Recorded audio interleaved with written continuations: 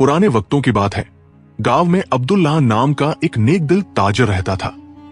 अल्लाह ने उसे खूब रिज़्क दिया था। उसका उसूल था कि गांव का कोई गरीब या मोहताज उसके दर से खाली न लौटे। आहिस्ता आहिस्ता उसकी सखावत का चर्चा दूर दूर तक फैल गया। अब न सिर्फ उसके गांव के बल्कि आसपास की बस्तियों के लोग भी उसके घर के बाहर कतारें लगाते, बस उसका इंतजार करते कि वह आए और सबकी मदद करे। लेकिन बीवी को यह सब पसंद न था। एक दिन वह बोली, अब्दुल्लाह, तुम यूं ही धन लुटाते रहे तो एक दिन हम भी उन्हीं की तरह भूखे नंगे हो जाएंगे। कम से कम अपने गांव के लोगों तक ही मदद महदूद रखो। अब्दुल्लाह ने मुस्कुरा कर कहा, बीबी, मुझे डर है कि क़यामत के दिन मेरा रब न पूछे कि मैंने दूसरों की मदद क्यों नहीं की जब उसने मुझे दिया था। बीवी ने सख्त लहजे में कहा, इस रफ्तार से तो जल्द ही हम भी मोहताज हो जाएंगे। अब्दुल्लाह खामोश हो गया, मगर दिल ही दिल में दुआ की, या अल्लाह, मुझे नेकी करने की तौफीक दे और तेरा दिया कभी बंद ना हो। वक्त गुजरता गया। अब्दुल्लाह पहले से ज्यादा खर्च करने लगा, यहां तक कि एक दिन उसकी जेब खाली हो गई, दुकान बंद करनी पड़ी और घर में फाके होने लगे। एक दिन उसने सोचा, शायद बीवी सही कह रही थी। अगर मैं इतना न खर्च करता तो आज ये हाल न होता। लेकिन फौरन खुद को टोका, नेकी पर कभी अफसोस नहीं करना चाहिए।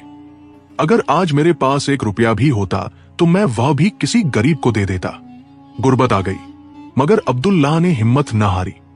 उसने बकरियां चराने का काम शुरू कर दिया। बीवी दिन रात ताने देती, देख लिया, हम भी उन्हीं फकीरों जैसे हो गए जिन पर तुम तरस खाते थे।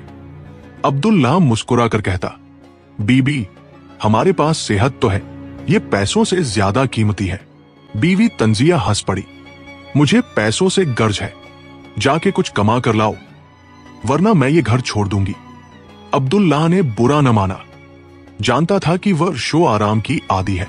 खुद उसे बचपन में फ़क्रोफा का देखना पड़ा था, इसलिए वो हमेशा दूसरों का दर्द समझता था। एक दिन बकरियां चरा रहा था कि अचानक जंगल में आग लग गई। उसने दूर से एक छोटी सी सापनी को आग में फंसे देखा। दिल में रहम आया, जान पर खेलकर आग में कूदा और उसे निकाल लाया। हैरत की बात यह कि सापनी ने इंसानों की तरह बात की, मैं कोई आम सांप नहीं, जिन्नात के बादशाह की बेटी हूं। तुमने मेरी जान बचाई है, इसका बदला जरूर दूंगी। यह कहकर वह अब्दुल्लाह को अपने बाप के महल ले गई। बादशाह जिन्नात ने कहा, हम तुम्हें माल नहीं दे सकते क्योंकि ये हमारे पास नहीं, मगर तुम्हें एक नायाब इल्म देते हैं। आज से तुम जानवरों की जुबान समझ सकोगे, लेकिन शर्त यह है कि तुम ये राज किसी को न बताना, वरना तुम्हारी मौत यकीनी है। जब अब्दुल्लाह ने रजामंदी जाहिर की तो बादशाह जिन्नात उसके करीब आया, उसके दोनों कानों में हल्की सी फूंक मारी और बोला, अब तुम जानवरों की जुबान समझ सकते हो। तुम्हें ऐसी बातें सुनने को मिलेंगी जो किसी इंसान के वहमो गुमान में भी नहीं, मगर याद रखना, कभी जाहिर न करना कि तुम उनकी बातें समझते हो, वरना वो तुमसे डर जाएंगे और नुकसान भी पहुंचा सकते हैं। ये राज अपने दिल में रखना। ये कहकर अचानक सब मंजर गायब हो गया। अब्दुल्लाह ने पलक झपकी तो वह फिर से अपनी बकरियों के पास खड़ा था। न महल था, न जिन्नात, न बादशाह। वह सोचने लगा, शायद ये सब ख्वाब था, लेकिन बड़ा मजेदार ख्वाब था। घर वापस आते हुए वो एक बड़ी सी झील के पास से गुजरा। वहां उसने 2 खूबसूरत मछलियां उछलते और खेलते देखी। एक ने दूसरी से कहा, अगर झील के बीच तले वो पुराना संदूक ना होता तो हम उस बड़ी मछली से कभी न बच पाती जो हमें खाने के लिए पीछे पड़ी थी। दूसरी ने जवाब दिया, हाँ, ये संदूक तो सदियों पुराना लगता है, पता नहीं कब से यहां पड़ा है। ये सुनकर अब्दुल्लाह को यकीन हो गया कि जिन्नात की शहजादी वाली बात सच थी। उसके दिल में तजस्सुस जागा, आखिर इस संदूक में क्या है। वो फौरन झील में गोता लगाकर नीचे पहुंचा। वहां वाकई एक भारी सा पुराना संदूक था जिस पर जिंग आलूद कुन लगा था। बड़ी मुश्किल से वह उसे खींचकर किनारे तक लाया। फिर सोचा, अब इस कुन को चाबी की जरूरत नहीं। एक बड़ा पत्थर उठाकर जोर से मारा, कुन टूट गया। जब ढक्कन खोला तो आंखें फटी की फटी रह गई। अंदर लाल जवाहरात और हीरे चमक रहे थे। अब्दुल्लाह ने इतना ही निकाला जितना जरूरत था और बाकी संदूक को करीब ही खोदकर जमीन में दफना दिया। घर पहुंचकर बीवी से कहा, बीबी, आज मुझे एक खजाना मिला है, इसमें से इतना लाया हूं जो हमारे लिए काफी है। बीवी फौरन बोली, ये खजाना कहां से मिला? अब्दुल्लाह को बादशाह जन्नात की हिदायत याद आ गई, इसलिए खामोश हो गया। बीवी ने कंधे अचकाते हुए कहा, छोड़ो ये बात, बस उम्मीद है कि इस बार अक्ल से काम लोगे और माल संभाल कर रखोगे। अब्दुल्लाह ने नरमी से जवाब दिया, मैंने हमेशा गरीबों का हक दिया और अल्लाह ने मुझे इसका कई गुना लौटा दिया। क्या तुम्हें नहीं लगता कि आसमान पर एक आदिल रब है? बीवी ने कहा, यकीनन है, मगर मुझे लगता है कि यह सिर्फ तुम्हारी किस्मत थी। इस बार मैं घर के बाहर किसी फकीर को खड़ा नहीं देखना चाहती। किस्मत बार बार नहीं आती और मैं तुम्हारे खर्च का हिसाब रखूंगी। अब्दुल्लाह को बीवी की नाशुक्री पर दुख हुआ।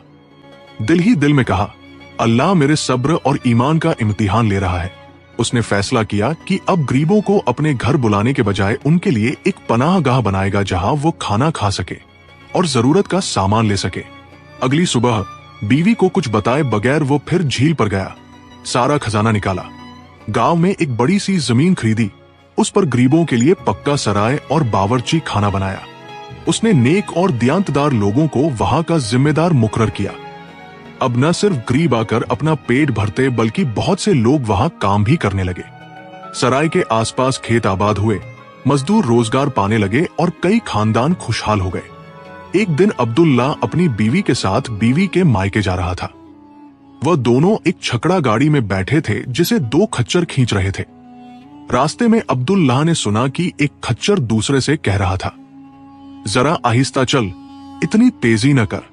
दूसरे खच्चर ने पूछा, क्यों भाई, जल्दी चलेंगे तो जल्दी घर पहुंचेंगे, आराम भी मिलेगा और मालिक ने जो ताजा गीला जो खरीदा है वो भी खा लेंगे।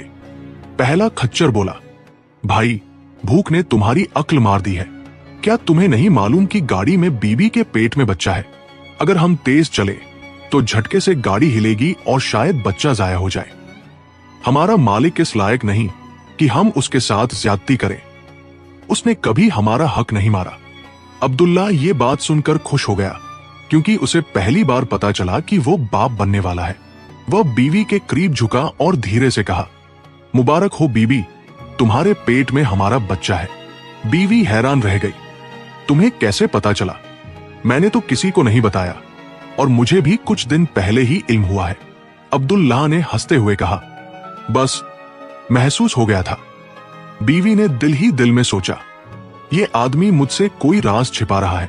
एक महीना पहले खजाना मिला था, मगर नहीं बताया कहां से, और कई बार ऐसी बातें कहता है जो शुरू में नाकाबिले यकीन लगती है मगर बाद में सच निकलती है। अब से मैं उसे गौर से देखूंगी। कुछ दिन बाद एक आदमी अब्दुल्लाह के पास आया और कहा, मेरे पास लीमू और माल्टों की बड़ी खेप है, लेकिन अभी खबर मिली है कि बेटी बीमार है, जल्दी वापस जाना है, तुम ये सारा माल आधी कीमत पर ले लो। अब्दुल्लाह ने खजाने से बचा हुआ सारा पैसा निकाल कर दे दिया। ये सब बीवी खिड़की से देख रही थी। आदमी के जाने के बाद बीवी गुस्से से बोली, तुम पागल हो गए हो क्या? इतने लीमू और माल्टे कौन खरीदेगा? सड़ गए तो फिर हम वहीं के वहीं पुराने हाल में आ जाएंगे। अब्दुल्लाह ने इत्मीनान से कहा, रिस्क अल्लाह के हाथ में है। बाद में वो अकेला बैठा सोचने लगा, शायद बीबी की बात दुरुस्त हो, मगर मैंने उस आदमी की मजबूरी देखकर ही ये सौदा किया। इसी दौरान दो चिड़िया खिड़की पर आकर बैठ गई। एक ने दूसरी से कहा, कल हमें ये जगह छोड़नी होगी, मौसम बहुत सर्द होने वाला है। दिल में कहा, अभी ये लीमू और माल्टे नहीं बेचूंगा, बस मौसम देखता हूं क्या होता है। बीवी हंसती और ताने देती, चलो पागल, बेच दो ये माल, शायद थोड़ा नुकसान पूरा हो जाए। अब्दुल्लाह मुस्कुरा कर कहता, बीबी, बेहतर है तुम ठंड की तैयारी करो। कुछ दिन बाद वाकई सर्दी मामूल से पहले और सख्त आ गई। नजला, खांसी और बुखार फैल गया। हकीमों और डॉक्टरों ने लोगों को लीमू और माल्टे खाने का मशवरा दिया। उनका दाम आसमान को छूने लगा और बाजार से गायब हो गए। ताजरों को खबर मिली कि अब्दुल्लाह के पास एक बड़ी खेप मौजूद है, तो सब सोने और चांदी के संदूक लेकर उसके दरवाजे पर आ गए। अब्दुल्लाह ने बीवी को कहा, सुभान अल्लाह, कल तक यहां गरीबों की कतार थी, आज अमीरों का हुजूम है। उसने बारी बारी सबको माल बेचा। शाम तक घर सोने और चांदी से भर गया। बीवी खुश तो थी मगर फिर भी उसके दिल में वसवसा था। कुछ दिन बाद उसे पता चला कि अब्दुल्लाह ने यतीमों और गरीबों के लिए सराय बनवाई है। वो डर गई कि कहीं लीमू और माल्टों का मुनाफा भी फुकरा पर न लगा दे। वो फौरन उसके पास गई और तेज लहजे में बोली, क्या तुम्हें इन गरीबों के चक्कर में पड़कर पिछली बार का अंजाम याद नहीं? अब्दुल्लाह ने सुकून से कहा, क्या तुम्हें लगता है हमारे पास इतना सोना और चांदी होते हुए भी हम गरीबों के मुंह का निवाला छीन ले? बीवी ने कहा, अल्लाह उन्हें भी रिज्क दे और अता करे जैसे उसने तुम्हें रिज्क और अता दिया। फिर उसने तेजी से कहा, मैं जानती हूं कि तुम्हारे पीछे कोई राज छिपा हुआ है और अगर तुमने मुझे सच न बताया तो मैं सब लोगों में मशहूर कर दूंगी कि तुम जादूगर हो और यही तुम्हारी दौलत का राज है। यह सुनकर अब्दुल्लाह घबरा गया। उसने दिल में कहा, मैं उसे अपना राज बता दूंगा, क्योंकि मर जाना 1000 गुना बेहतर है उस इल्जाम से जो मेरी जिंदगी भर मेरे साथ चिपक जाए। लोग तो जो सुने यकीन कर लेते हैं। फिर खुद ही सोचने लगा, अगर मैंने अपनी बीवी को राज बता दिया तो मैं मर जाऊंगा, जैसा कि जिन्नात के बादशाह ने कहा था, और फिर गरीबों और कमजोरों की देखभाल कौन करेगा? काफी सोच विचार के बाद उसने फैसला किया कि बीवी को अपना राज बताने के बदले वह अपना घर, जायदाद और सोना चांदी सब उसके नाम कर देगा। वो अपनी बीवी के साथ काजी के पास गया और सब कुछ उसके नाम कर दिया। अलबत्ता वह जमीन जिस पर उसने गरीबों का मेलज, पनाहगाह बनाया था, वो वक्फ रहने दी ताकि खैर का काम जारी रहे। फिर उसने बीवी से कहा, बरह मेहरबानी आज के बाद मेरे करीब ना आना। अगर तुमने ऐसा किया तो मैं तुम पर तलाक का हक इस्तेमाल कर लूंगा। अब हम दोनों अपनी अपनी मर्जी की जिंदगी गुजार सकते हैं, क्योंकि हम दोनों में कोई चीज मुश्तरक नहीं। अब्दुल्लाह गरीबों और यतीमों के मेलज में रहने लगा और कहने लगा, मरने के बाद मेरे लिए सिर्फ नेक अमल और गरीबों की दुआएं ही फायदेमंद होंगी। दूसरी तरफ बीवी ने इरादा किया कि घर को गिराकर बादशाहों जैसा महल बनाएगी और बड़े ताजिरों के साथ कारोबारी सौदे करेगी ताकि मजीद अमीर हो जाए। उसने सोचा, मैंने कभी शौहर की वो जिंदगी पसंद नहीं की जिसमें वो मुझे महरूम रखकर दूसरों को देता था। कुछ ही अरसे में उसने महल तामीर कर लिया, सोना चांदी जमा कर ली और मूसीकी व गाने के आलात से भर दिया। लेकिन उसके महल में कदम रखने से पहले ही जमीन लरज उठी और महल समेत सब कुछ जमीन में धंस गया। उसके पास कुछ न बचा और अल्लाह ने उसे उन्हीं गरीबों में शामिल कर दिया जिन पर वो शौहर को तरस खाने से रोकती थी। इस दौरान वो अपने बच्चे की पैदाइश के करीब थी। वो टूटे महल के सामने बैठी रोती और नोहा करती, ये सोचे बगैर कि कहा जाए, क्योंकि सब कुछ लुट चुका था। लोग गुजरते तो कोई परवाह न करता, मगर गरीब आकर उसके लिए खाना और पैसे रख जाते। वो हैरान होकर सोचती, गरीब कैसे देता है और अमीर कैसे रोकता है, मगर वो किसी से कुछ न लेती रही। 3 दिन तक ये हाल रहा। फिर भूख ने निढाल कर दिया और उसने राहगीरों से एक सूखी रोटी के लिए हाथ फैलाया। एक दिन अब्दुल्लाह वहां से गुजरा और देखा कि उसका घर जमीन में धंस चुका है और बीवी एक बदहाल और बदबूदार भिखारिन बन चुकी है। वो उसे उठाकर एक छोटे से मकान में ले आया जो उसने मेलज के पास बनाया था।